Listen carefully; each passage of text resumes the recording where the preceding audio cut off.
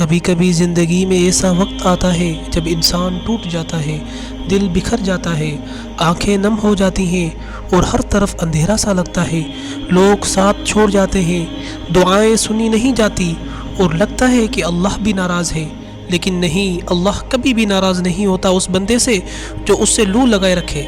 وہ خاموشی میں بھی سنتا ہے، وہ تنہائیوں میں بھی ساتھ ہوتا ہے۔